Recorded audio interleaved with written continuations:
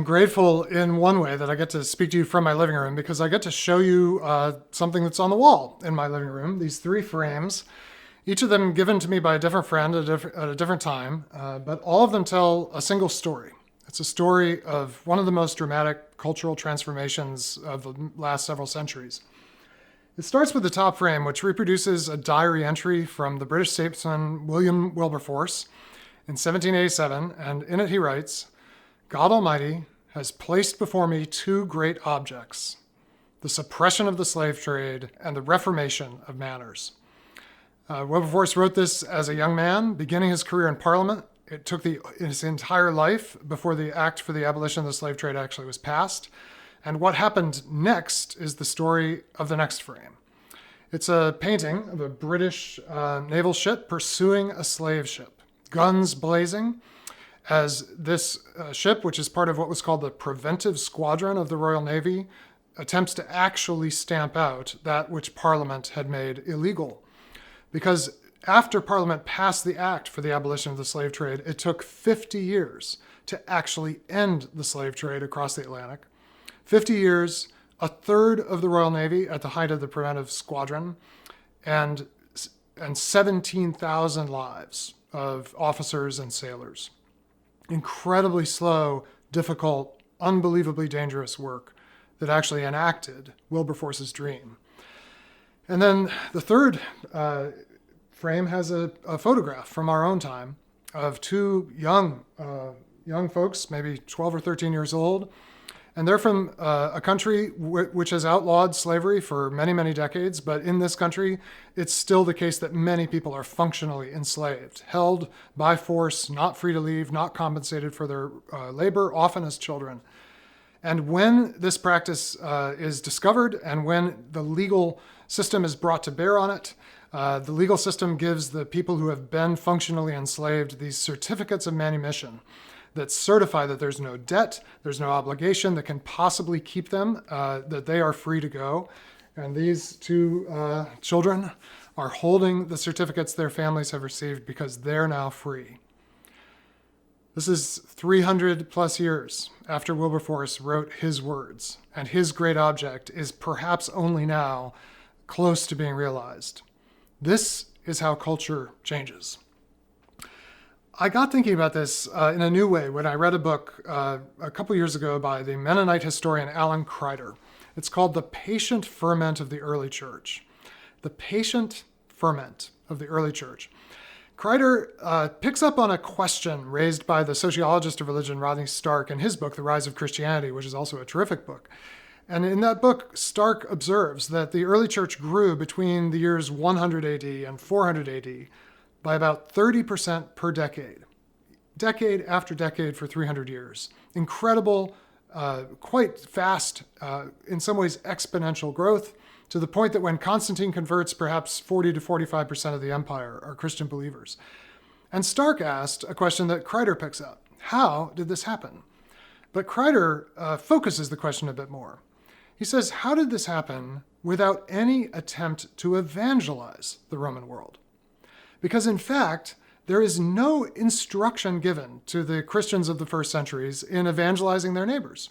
No bishop or priest in the early church gave any sermons or teachings about evangelism. If you'd asked them, well, what about the Great Commission? Go into all the world, baptizing and making disciples. They would have said, yes, the Great Commission was given to the 12 or the 11, and they went out. James went to Spain, and Thomas went to India. And they would have said the apostles did what Jesus told them. They went into all the world, and so check, it's done. They actually didn't pick up on that text as a kind of mandate for everyday Christians' activity. But Kreider observes that there was a topic that every bishop around the Mediterranean rim made sure that his people were taught. We have treatises, kind of in-depth teaching documents on this topic, not on evangelism, but on a different topic. And the topic was patience. Patience was something every early Christian bishop thought it was essential to teach his people, the people under his care, and to form in them. And the story that Alan Kreider tells is the story of what he calls patient ferment, because patience led to fermentation. Slow, often invisible, organic, and relentless growth. The early church grew through patient ferment. I want us to think about what this means for our dreams, our great objects, and our vision of cultural transformation in our time. And our time is complicated by the fact that we no longer primarily think about fermentation because it's been replaced by something else. Even in just when you look at the beverages we consume, the beverages we consume now benefit from another process, a modern process, an industrial process called carbonation. Carbonation is a way of injecting into a liquid these little bubbles of dissolved carbon dioxide that when you open the soda can or the bottle, they start to bubble out and you get that wonderful effervescence that in the ancient world only happened through the activity of yeast, turning sugars into alcohol with carbon dioxide as a byproduct. But we now know how to just directly inject through a very, in a sense, simple, complex to us, but simple to engineers process that allows us to have carbonated beverages whenever we want, to have that fizz whenever we want, and to get it without anything fermenting. Now, if you don't drink alcohol for one reason or another, this is good news, but I think it's dangerous if our metaphor for life becomes carbonation rather than fermentation. Carbonation, quick, industrial, reliable, predictable, scales really well. Fermentation, slow, organic, mysterious, often invisible, takes a long time. Which is our picture of cultural change? A lot hinges on whether we have a carbonation picture of how culture changes or a fermentation picture. And of course, Jesus taught a lot about this, and he always used fermentation as his picture of how the kingdom grows. He used organic metaphors, agricultural metaphors, yeast worked into a loaf, wine that expands inside a wineskin very slowly, or not fermentation directly, but an organic metaphor, the small seed that grows until suddenly it's a bush big enough for birds to nest. This is not the way we think about culture, but it is the way culture actually grows at its best. I wrote a book called Culture Making a number of years ago now, and when I started writing, I thought I would write about creativity and creation because I was really interested in cultural creatives, the kinds of people who bring new things into being in the world, and I still think that's an image-bearing thing to do. But my mind was changed about culture as I sat down to ask, what does the Bible itself say about the essence of good culture?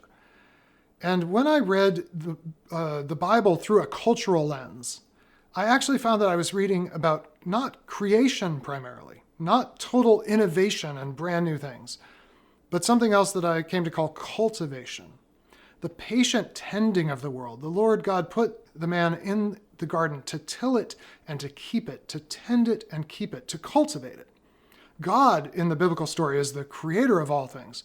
Human beings are placed within God's creation to tend it and keep it. And when you start thinking about the very best things in our world, the things that culture has given us that are the treasures of human achievement in a way, the treasures of human beings tending and keeping the world, they have this quality of patience. All of our greatest agricultural heritages, the olive groves of the Middle East, the vineyards of Southern Europe and the Mediterranean, the architecture of much of the world, all these forms of culture actually grew very slowly. Many of the greatest buildings in the world took multiple generations to complete. An olive tree doesn't even start bearing a single olive for about 8 years, and then it can bear for hundreds of years. So you have to learn how to pass on that olive grove from generation to generation. Culture is most of all about cultivation. Now, we think, well, but some things happen in culture very quickly. And of course, that's true. But most of the things that happen quickly in culture, within the span of a single generation or even in the span of a couple days, most of the things that happen quickly actually are damaging things, detrimental things. The only thing you can really do with Rome in a day, what can you do with Rome in a day? You can burn it. You can burn it in roughly a day. How long does it take for Notre Dame Cathedral, which took generations to build, to be nearly destroyed? One overnight fire. And people sometimes ask me, well, how do you change culture? How do you change the world? And one answer is, it's pretty simple. It only takes 21 men, 4 planes, and 1 morning. and you can change the course of history. But then you realize, oh, what you're really asking is, how do I change the world for the better? How do I bring about a beneficial change in the world? And that you can't do quickly. You can change things for the worse really fast, but you cannot change things for the better except patiently. When you look at human attempts to quickly create, to create out of nothing, to create ex nihilo, you actually find human culture at its most nihilistic. The attempts of the modernist composers of the 20th century to cast aside generations of tradition about how music made sense and sound, and just create new forms, serialism and tonalism, that actually are just brutal to listen to and not appealing and haven't really lasted or found audiences in the long run. We look at the buildings that architects designed when they decided to scrap everything human beings had ever known, to scrap reverence and respect for the past, to scrap patience and just build quickly. And they built brutally. Our metaphors for power, if they come from coercion and violence, show us how powerful things can be done quickly. But if our metaphors come from creation and cultivation, they actually show us how good things take a lot of time. And so part of what we have to learn, if we're going to really be part of cultural transformation, is patience. COVID-19 has required a great deal of patience. We've been stuck. We've been stuck at home. We've been stuck within limits of what we can do and cannot do. And we've had to discover how bad we are at patience. This is a word, patience, that comes from the Latin verb that means to suffer. And I suppose that the essence of patience is bearing with difficulty over time. It's the duration of time that makes patience hard.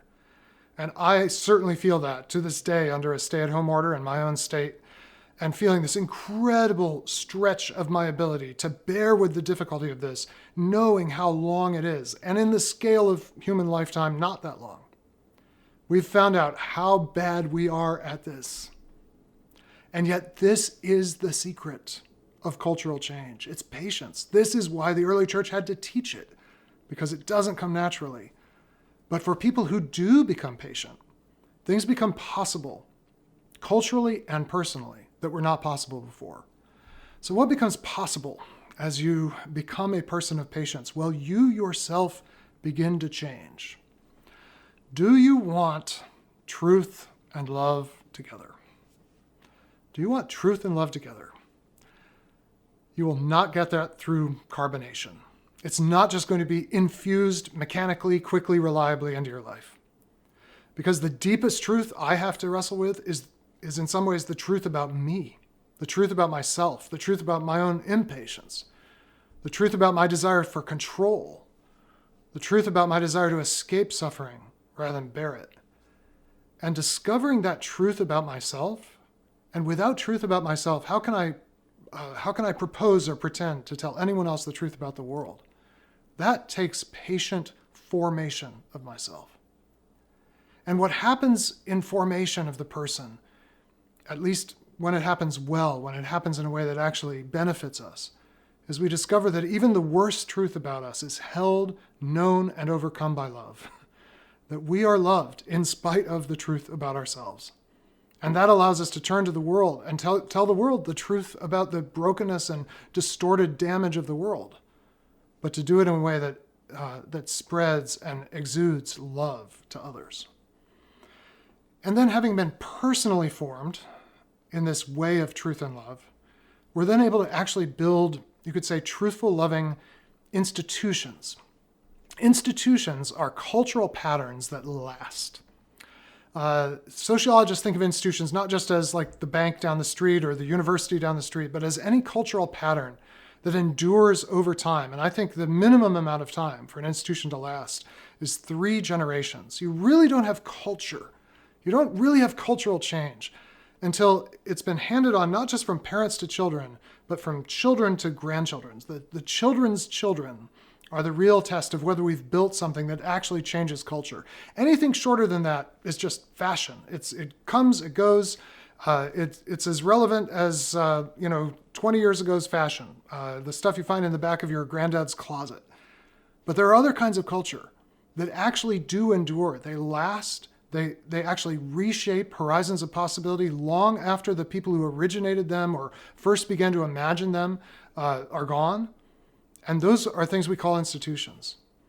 And changing and building institutions, especially beneficial ones, especially ones that actually lead to human flourishing, the kinds of things that become the glory of human culture, like agriculture, like the best of architecture or music or literature. This is the work of generations to build. They require patience. What kind of people are needed to patiently cultivate the world? The scary answer to this question is very simple. What we need are saints. What we need to be and become are saints. Saints defined, if you're Catholic, this may mean for you a specific group of people the church singles out for their holiness. But if you read the New Testament, it's actually a term that is meant at least to apply to every person who gets inducted into the way of Jesus. And what forms saints? Is it carbonation? Is it quick? It's not quick. How am I doing on my path to becoming so completely transformed that whenever I speak, it's true, and whenever I speak, it's with love? I'm 15% of the way there, 20% of the way there. What would it look like for my life to have this great object of becoming so transformed that everywhere I go in the world, truth is spoken and love is felt? This is the work of formation. This is the work of patience, and it's really a fermenting kind of work. And it happened among the first Christians. It happened because they took this deadly seriously. They were so serious about the formation of patience. They examined one another. They pressed one another on to become a different kind of people than the world around them. The world of the Roman Empire was not patient. It had its own speed and machinery and efficiency. And the first Christians lived a totally different way. They had far less influence on their society than you and I do. Far less agency, far less recognition. And they had far more confidence that the gospel was real and that it meant they had to completely change their lives, become completely reformed by the slow work of the Holy Spirit in their community and in one another. And how would that lead to 30% growth decade after decade? Well, you live in a big apartment building. There are no windows. There is no such thing as glass. You hear everything that goes on. And in most rooms and from most little apartments, you hear violence. You hear impatience. You hear curses. You hear exploitation. You hear abuse. And then there's one apartment where you hear people speaking kindly to one another, husbands and wives treating each other with dignity, even the slaves who were the members of those households being treated as brother and sister. Who would you like to get to know better? Who would you ask, could you take me to church? Who would you want to shape the future of your culture? The patient people. Two great objects. Suppression of the slave trade. Easy to say. A lifetime even to begin. The reformation of manners. The matter of many generations. In some ways, Wilberforce and his children and their children's children saw dramatic changes in the culture of England. In other ways, we look then and now and realize how much time will elapse before that might ever actually happen. What are the great objects that are set before you? Are they big enough to require patience? Are they big enough to require fermentation and the kind of love and trust that waits for change to happen? There was a Japanese theologian named Kosuke Koyama who wrote a book called 3 Miles an Hour, The Speed of God. Let me read you a little bit of what he said. This is Koyama. I find, he writes, that God goes slowly in his educational process of man. 40 years in the wilderness points to his basic educational philosophy. 3 generations of the United Monarchy, 19 kings of Israel, 20 kings of Judah, the host of the prophets and priests, the experience of exile and restoration. And then Koyama says, isn't this rather a slow and costly way for God to let his people know the covenant relationship between God and man. And then he writes this: God walks slowly because God is love. If he is not love, he would have gone much faster. Love has its speed. It goes on in the depth of life, whether we notice or not, at 3 miles an hour.